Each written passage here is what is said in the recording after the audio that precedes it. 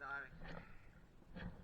Rehabb Inn, February 16th. There's absolutely no vids today, but I'm going to take a trip down there anyways.